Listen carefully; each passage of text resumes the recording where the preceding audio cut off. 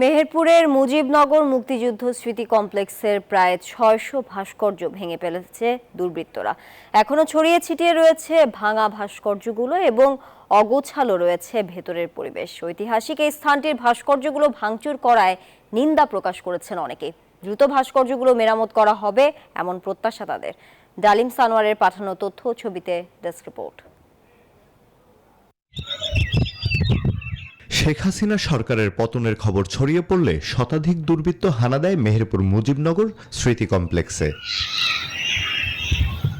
শতাধিক যুবক রড, বাঁশ ও হাতুড়ি নিয়ে স্মৃতি কমপ্লেক্সে প্রবেশ করে।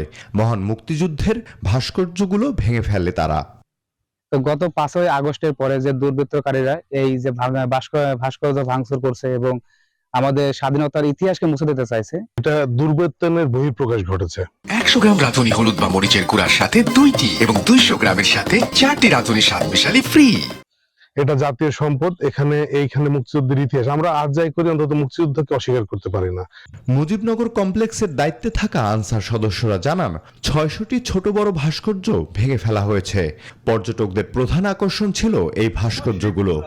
কে বা কাহারা তারা এসে এইভাবে ভাঙচুর করে আমাদের হার্ড ডিস্ক বা তারপরে যা কিছু ছিল লাইটিং টাইটিং সব নিয়ে গেছে।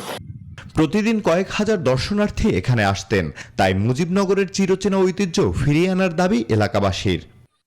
সংশ্লিষ্ট কর্তৃপক্ষ এই সমস্ত স্ট্যাচুগুলা অতি দ্রুত মেরামত করে এই শিশু কিশোরদের আনন্দ বিনোদনের সাথে সাথে মুক্তিযুদ্ধের ইতিহাস জানার সেই দুয়ার খুলে দেবেন। 1987 সালের 17 এপ্রিল উদ্বোধন করা হয় মুজিবনগর স্মৃতিসৌধের। ঐতিহাসিকভাবে গুরুত্বপূর্ণ এই স্থানকে আরও তাৎপর্যপূর্ণ করে তুলতে 1996 সালে ওই স্থানে মুক্তিযুদ্ধ স্মৃতি কমপ্লেক্স স্থাপন করার উদ্যোগ নেওয়া হয়। Desk report, news 24।